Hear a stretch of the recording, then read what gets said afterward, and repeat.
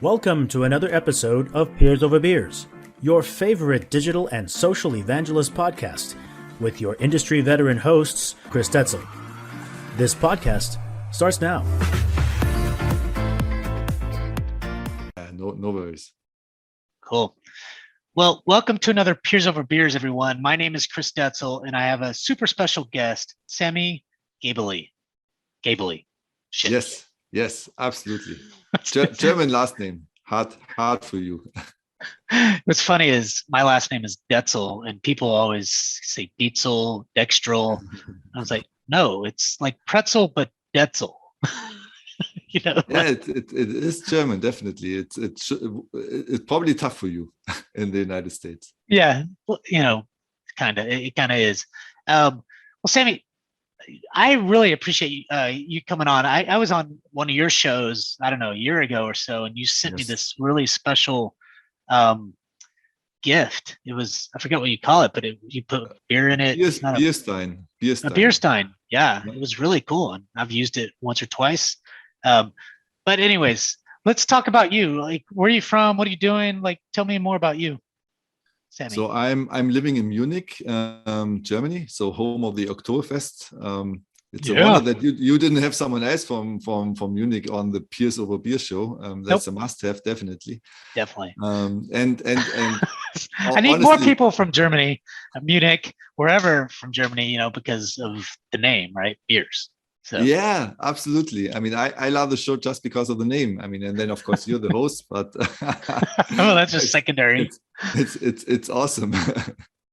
And I'm the founder and CEO of SAWOO, a company that provides service and software to help other companies basically win clients, but also win employees via LinkedIn. In a way that includes building communities. So I think there's like an overlap of what your core topics are for your show. Yeah, and we were going through this pre-show, and you're talking about how you're building communities, but it's a little different than you mentioned that it was a little bit different than, what I'm used to kind of having my guests on and things like that. But I kind of see building community as there's lots of different ways to do it, right? There's online communities, there's communities through events, there's communities through, face-to-face stuff. It goes all over the place. Would love to kind of get a view and understanding of how you see community and what you're doing, with your company on communities. Yeah, definitely. So maybe first, what I generally understand, what a community should do is enable the participants to get and create value from each other. So not like one person on top, usually the company that organizes, that pushes something down and other people consume. That's not a community. That's more like a marketing or whatever channel. Community, in my point of view, is like people really getting together in some way and getting value out of each other. I don't know. Yeah. How do you see it, Chris? Well, I've seen it in different ways. I think that you probably said it correctly, but I do think that, and I've been thinking about this a lot, and I think I'll be interested to get your point of view. One is community, first of all, is just a place where people can get together to talk about some common thing that they're trying, maybe they're solving problems, or maybe they just want to talk to each other.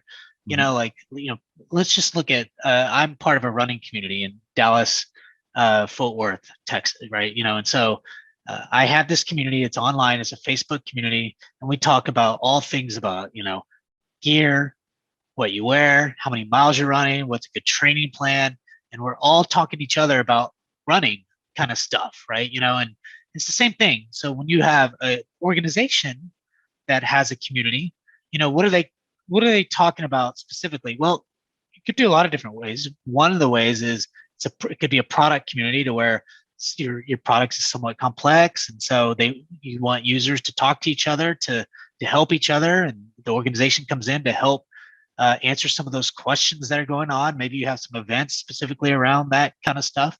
I like your version of a community to where people are just getting together, and maybe trying to solve some problems. Maybe it's an industry type kind of community. So instead of just a product focus, maybe you're focused in on the data landscape. How do you build a data governance program or practice, or whatever it is that, and then you're talking higher level and things like that. So I mean, it's a long way around saying, people that have common, not necessarily problems, but common things that are there together, then they get together and talk about that kind of stuff mostly, right? So does that answer the question? Yeah, absolutely. So you added one thing that I forgot. You have to have people with a common purpose in that community. It can be running, and I mean, it's a really cool example that you mentioned. For me, it's triathlon. For you, it's like long distance running, but still, you have special topics. You have like you're really passionate about that topic. And so you geek out on that stuff that no one else cares, but these people really love it. And so you stick to it, and you get value out of it because you get advice and tips, and yeah, you also get new connections out of it, I would assume. Absolutely. I mean, when you kind of look at kind of the landscape of community, you have people that have been doing this for a long time and very much of an expert in this certain area, right? Whether it's running or whether it's some part of the product or some industry focus or whatever, they've been doing it, they've been saying it. You've got people that are coming in that are new, that have no idea of what to do. When you think of running or triathlon, what kind of bike do I need? What kind of shoes do I need? What kind of socks, or what kind of hydration, or we think of the product. How do you go deep into this and do this thing that is really cool that I didn't even know about? But then you're teaching others, and the others are learning from that, and then they become the experts over time, a year, 2 years, however long it takes to kind of get to that. So I think the nice thing about communities is that you have some people that are really smart about the topic, but then you have people coming in all the time. I think there's also a little bit of if somebody's been in some community for a long time, sometimes they get a little bit like feel ownership, and that's okay. But they need to make sure they're welcoming and caring about those that don't know as much as they do. Because I think if we've been doing this for 5-10 years, and somebody's just doing it on their first year on something, then we've got to groom them, teach them, and help them. Get. And that's really, to me, what the community is about. Yeah. But they also get something out of it. So it's not only giving; you always get something out of it as well. Yeah. And so basically, I really think that having community at the center of what you do as a company, be it for marketing, sales, but also for hiring, is something that will set you apart from the competition, because I don't see many companies focusing on that, like really honestly focusing on that with the core value of providing value to the community and not pushing something into the community. Absolutely. And I can tell you how I got like basically inspired by it. It was two guests besides you, of course, that did something really interesting, and I thought, wow, that's like amazing. One of them was Rob Gonzalez. He's the CMO of Salesify. They just raised a new round on a 2 billion valuation, so it seems that they do a lot of things really right. And what he built was a community for his top 100 potential clients, CEOs of a billion and upwards revenue companies. And he helped them get together. And I think it was for the pandemic when they started, before the pandemic hit, when they started, they brought them together, for example, in New York City, and they looked at production facilities, because that's what the industry is about, partly. And they didn't push like the Salesify product, but of course they created connections and they became a trusted advisor on the topics where they're experts. And he even pushed it so far that this community became self-organizing, so that those leaders started to organize themselves and create meetups and whatnot. So I really liked that a lot. And he said, like, this is something that provides so much value and is not expensive compared to other things you could do in marketing and sales, that I thought, oh, interesting. I should start to think about how we can do it. So that was one piece. And the second piece was a lawyer in Germany. I would say the most entrepreneurial lawyer I know, Nick von Jacobs is his name, from McDermott, Will and Emery. That's like a top 10 law firm with over a billion revenue worldwide. But what he did is he created his own conference. So the Munich Private Equity Conference, or M&A conference, it's called MUMAC. And he started like 8-9 years ago. First conference, like 20, 30 participants. Now he has like 450 people attending, all experts around the topic of M&A and so private equity and all that. Yeah. And I recently talked to some people who attended, and they said it's amazing. It's one of the best conferences there is. He provides a lot of value by bringing the right people together, and it's a mix. Of course, it's Munich, so you could almost guess it's around the Oktoberfest time. So I love it. So during daytime, it's like a conference from 9 to 4 with some speakers and so, and then they go to the Oktoberfest and switch to like lederhosen and dirndl and drink some proper beer out of like 1 liter max. Love it. And that's really cool, they said, because it's a mix of you learn something to, it's what I learned is, it sounds so simple, but it's true. I think if you bring the right people together and provide some alcohol, there's always magic that happens. Absolutely. Alcohol is the magic, just a couple of beers and, people will talk about almost anything, and I can't disagree with that and be serious. So this is really great. And I call this kind of customer or community-led growth. And what I've been thinking about, and this is timely, it's so interesting that you're bringing this up, is one is I would love to kind of know exactly, like when you talk about Salsify and how they've had this kind of community-led growth in a sense, and he says tons of value from that, are they tracking that value? Are they, what is that, when you look at numbers, or is it something that's just hard to track, but they just know it's there because, they're having events on behalf of Salsify on their own, and, which seems pretty amazing to me. And, you've got me interested to kind of look at that. The reason I say that is, so when you look at Reltio, and I've had this conversation over the last few weeks with different community leaders, but when you look at Reltio, today we have a community that is just a product community. I say just support community for our product. And it's done really well.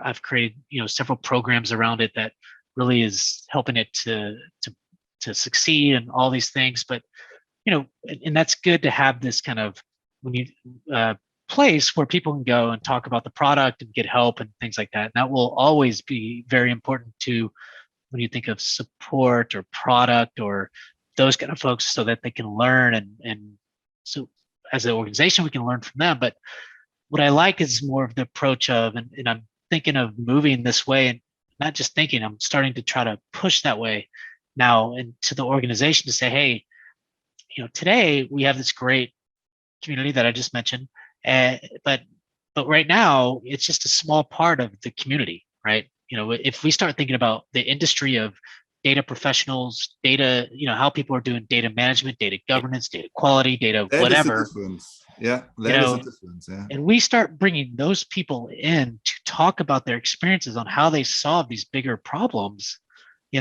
Eventually, I don't have to talk about my experiences because I'm not a data professional, but I can interview those people. I can talk to those people. I can have them share.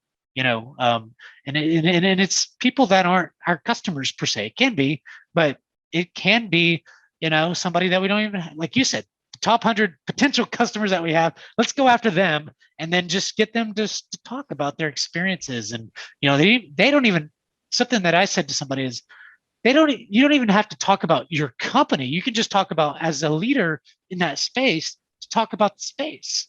Like, I never do I have to bring up Reltio. Like when I'm talking to, and somebody asked me to do some kind of speaking engagement, I don't necessarily have to talk about Reltio if Reltio doesn't want me to, which I think they want me to. I could just talk about, how to build a community from scratch, or how to build a successful webinar program, or how to, whatever, do those things. And it's going to be on behalf of that company that's allowed me to speak, to that. And they want it because they want to be industry leaders in that space, right? So I love that. And that's where I'm going. But let's be clear though, Sammy, is you can't do it on your own. You need the backing of some leadership and within your organization, because if you're not getting to get the marketing team behind you, the PMM team behind you, the engine that really can push the message out to help these people that you're bringing on stage, either to your events or to your webinars or to whatever it is, it's just not going to work. So there's some internal stuff that you have to do, and that's what I'm working on today. So I think that's important. But it's really awesome. I have a smart way on how you can make that happen a little bit more easily. But before I tell you that, I'm gonna. It's built an arch, so some people stick with us. Before I tell you that, just one other piece that I still want to tell you, and then I piece it together and show you how we do it as a whole. Okay. So the last piece I learned about, it's from Salesforce. And I was an MBA student in Madrid a couple of years ago, and I had a case study about Salesforce. And they also started inviting in the beginning their potential clients to events. In the beginning, it was like fancy dinners. Then one of those salespeople said, I don't want to have a fancy dinner. Let's just go to a bar and drink. And it was a blast. It was much better than the dinner because, of course, you can mix around more easily. You can connect more easily. And so this was one of the main drivers of the fast growth in the beginning of Salesforce.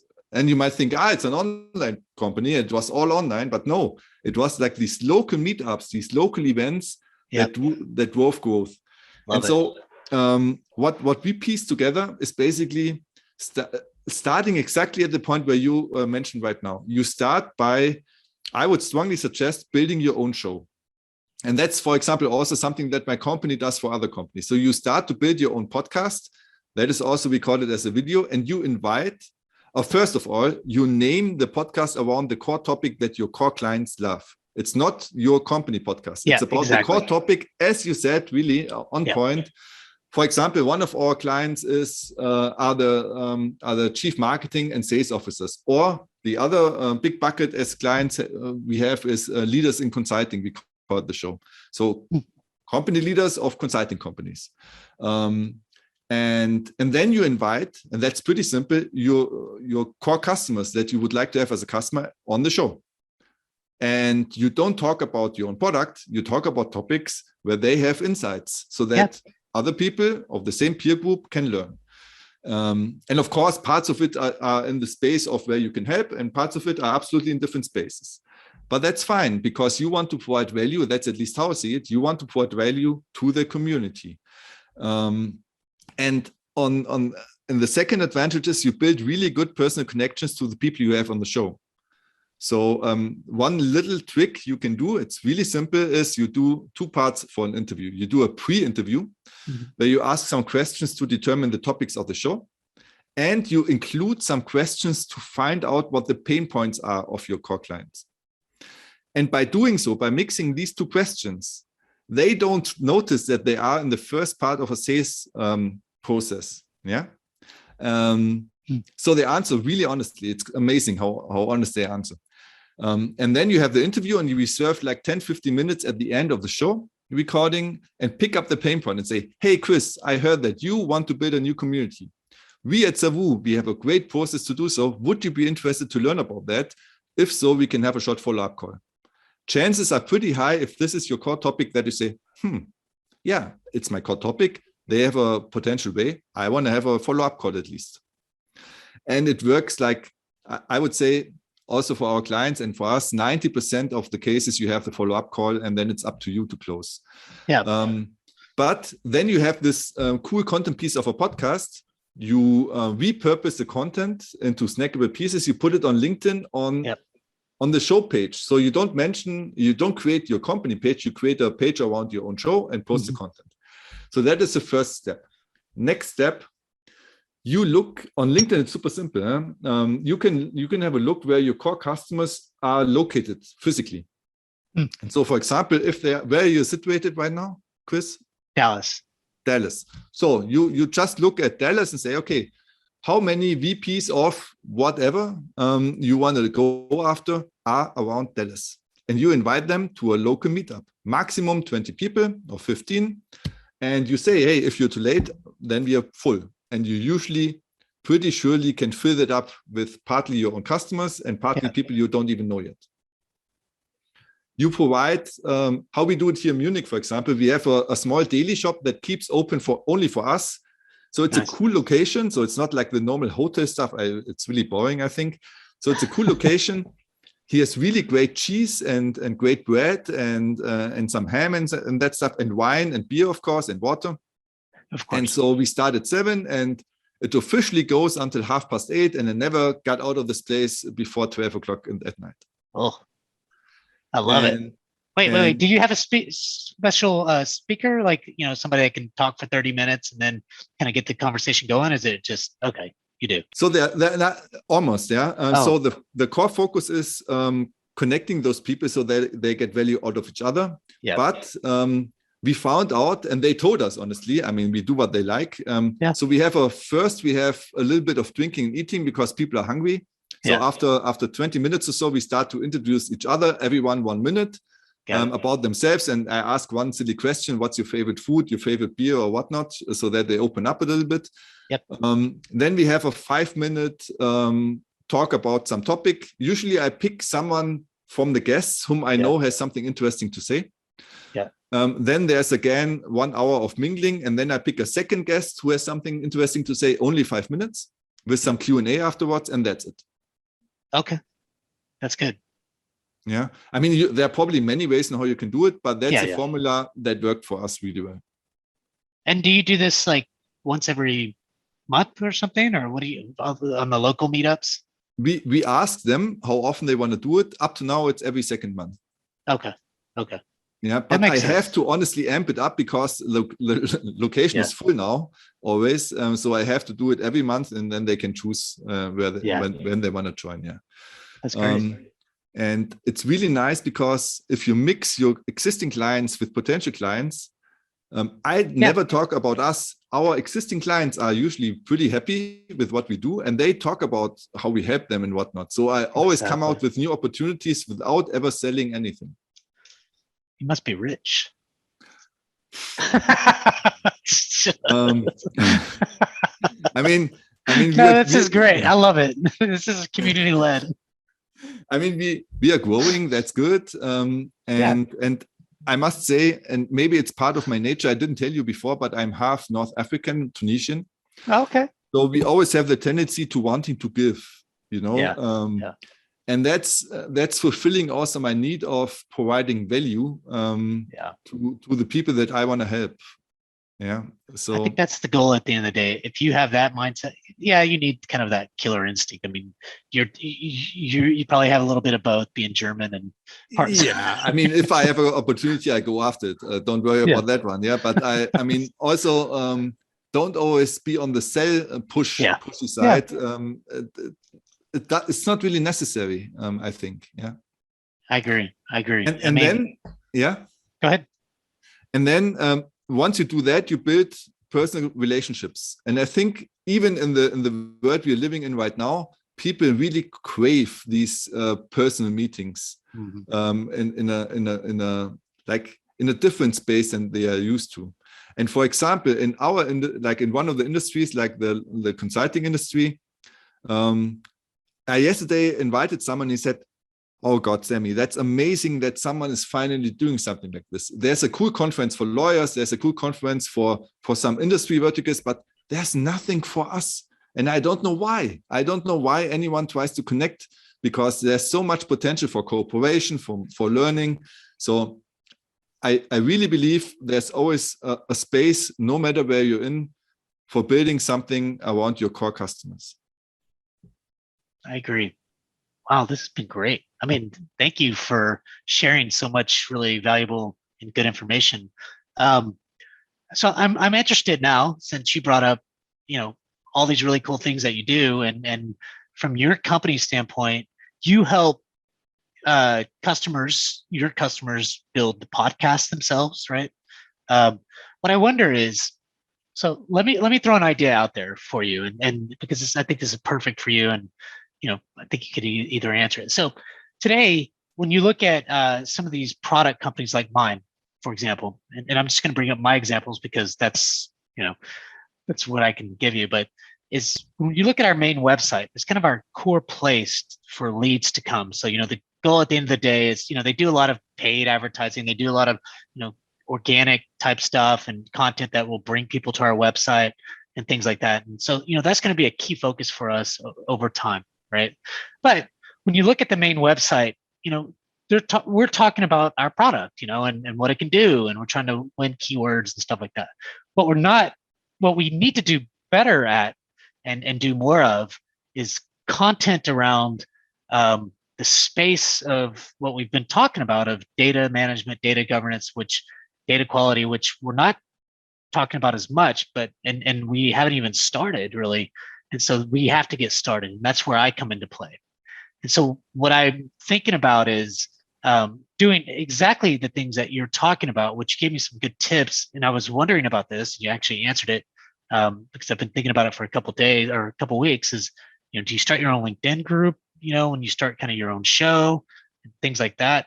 But let me get, so that's one. So as you're kind of thinking about it, but two is I need that content that's being created and pushed, and it could be a separate subdomain or website that we call it something else, but all that great SEO and stuff like that is moving to the main website, right? So that whether customers are, to me, it doesn't matter if people know that because it's going to be like peersoverbeers.reltio.com or something like that, right? That's going to be the website, so whatever it's called, but it's got to be attached to that main website. It could look completely different branded wise, because you know what I mean? And then, you push your podcast on that website, you push, blogs on that website, you push, YouTube type videos, quick hit content kind of stuff, or maybe it's, and then, lots of written stuff. And then maybe even bring people to a community at some point to say, here's a link directly to the community login, that kind of stuff. And that's the way I'm kind of thinking about it. Any thoughts? And does that make sense? And is that what you kind of help sort of people do, or am I way off? No, you hit it right. And there's even more that you can do. So we call our product not podcast, but social content and leads, because it's social content that I think is the future.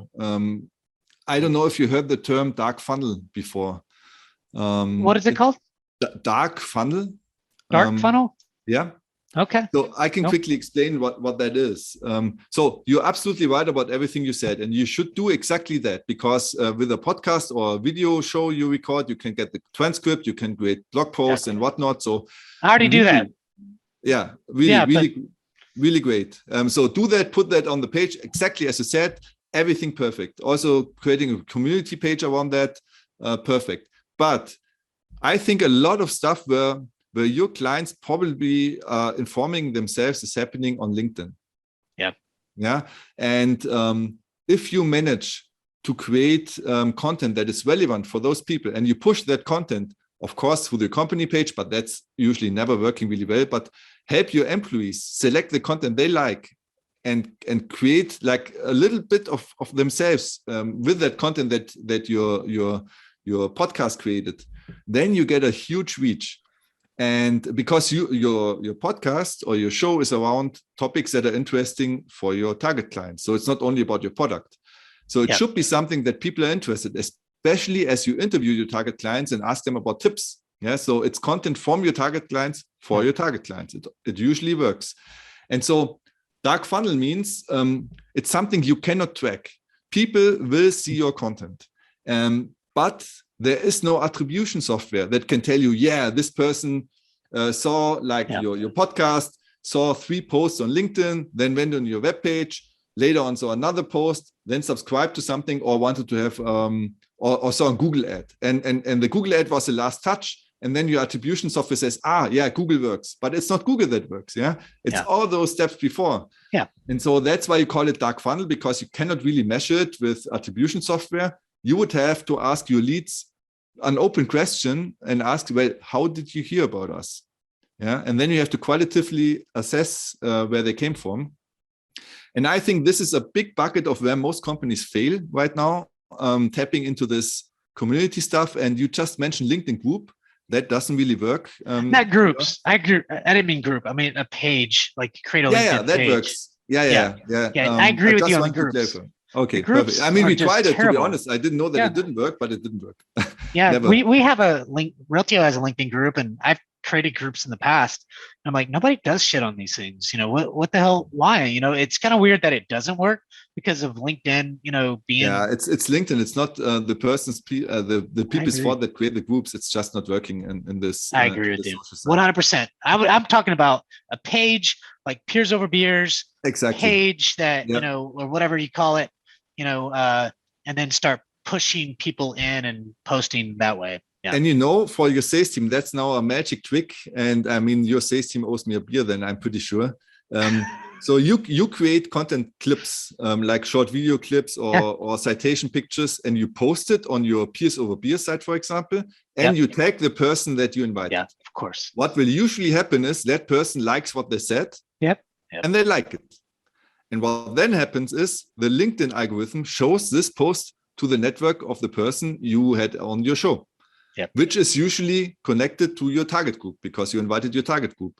So what we do for our clients and what you could do for yourself as well, anyone can do that, is look at all the people that interact with these posts and then interact with them, invite them to be guests. Like first of all, invite them as a person to be on your LinkedIn network, then invite them as a guest or whatnot. The conversion rates are crazy high compared to cold outreach because people have a social connection. That is true social selling in my point of view. And that's how you get connections to people whom you would never get a connection by cold outreach.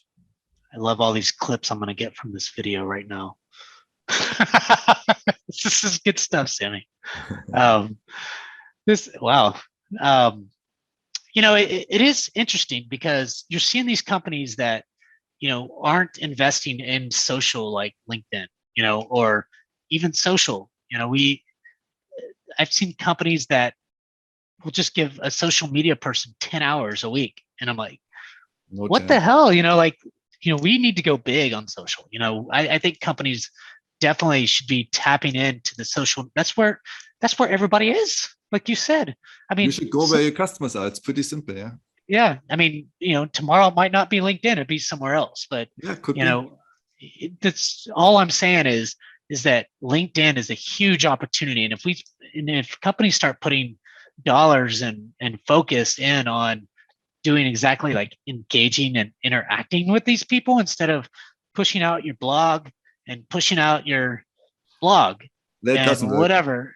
You know what I mean? Like what is our LinkedIn strategy? It's like pushing blogs and pushing blogs and pushing blogs. Yeah, it's like full. You know who I really like? What's that company? For some reason, it's a very big community that everybody goes to. When you type in something, what's that company? Anyways, some of these companies will engage and interact with their customers, or if they're tagged into some kind of Reddit. Reddit does a really good job of, you know, engaging with others. So I've seen it to where, you know, they're clever. Somebody will tag them in there and they'll say something, you know, in the comments. You know, they're always engaging and interacting with the audience. And I'm like, why aren't more companies doing that? Why do we have to be like this old school thinking? It's bullshit. You know, like, let's go where our customers are. And email does not work as well as it used to. You know, I'm not saying that email is still a powerful tool, but it's not most of that shit, you know, when you talk about your product, just goes into the trash, you know? Yeah. And if you think long term, I mean, the US is still a little bit behind on that one. It's one of the only things that you're a little bit behind besides compared to Europe. But in Europe, there are really hard guidelines around data security now. Yeah. So it's really tough. You walk a really thin line when you cold email people in Europe. But on LinkedIn, you are allowed, of course, to add someone as a contact, yeah, and then you are allowed to send them messages, yeah. So that's all fine. So that's one way to go around this. And I think at some point, I think also the US will go a little bit more into this direction. I'm still amazed, to be honest, by the amount of emails a potential lead receives from American companies. And that somehow still works. But I honestly, I think still email is a valid tool and you should use it, but you should also try to at least try other things out. And one thing you should try is what we just talked about, like building community through different means. It can be through social, it can be through your podcast, it can be including meetups. And the last bit that I didn't mention before, but the last bit is create your own conference if you don't have it yet. Do you have a conference for your target group at your company? Not today. We used to, but after, when COVID hit, we just kind of stopped doing it. Yeah. So I think, compared to what you have to, let me give the example of the lawyer, because he did it successfully. So now he charges like $300 for each attendee who's coming. Yep. And he has industry sponsors. So companies that are not competitors to him. Yep. And he doesn't have to pay a dime for his own conference. Yeah. And he gets all the production for free and everything, and all the media and all the glory. And I think that is amazing. So I really wonder why companies still pay hundreds of thousands of dollars to be allowed to attend a conference organized by someone else, if that is not really necessary. If you can build your own conference, starting with your show, have several meetups in different locations, you build personal connections, and then you don't start with 1,000 people. Maybe you start with 50 or 100, but it's like decision makers on VP or C level that come to your conference. And I honestly believe this is a core tool that you have to have. This is a beautiful conversation, Sammy. I loved it. I mean, this was, when you start thinking about this, to me is community-led growth in a big way. And, it's not your traditional, and from a marketing standpoint, right? This is not your traditional kind of email stuff. Certainly digital is important, but it's thinking differently in a digital way, social way. And wow, you have a lot of great knowledge there. And I'm so glad you came on today, Sammy. You got me inspired, because I've been thinking this way for a little bit, and I've been trying to present this in front of others, and people are starting to buy in, but not completely, right? And so having this conversation just helps me in a big way. And I hope that this helps some others, Sammy. So thanks so much for coming on Peers Over Beers. It was a pleasure to be on your show, Chris. We'll have to do this again, because you're a wealth of information. So, thanks everyone for tuning in for another Peers Over Beers. I'm Chris Detzel and Sammy. Nice to have you.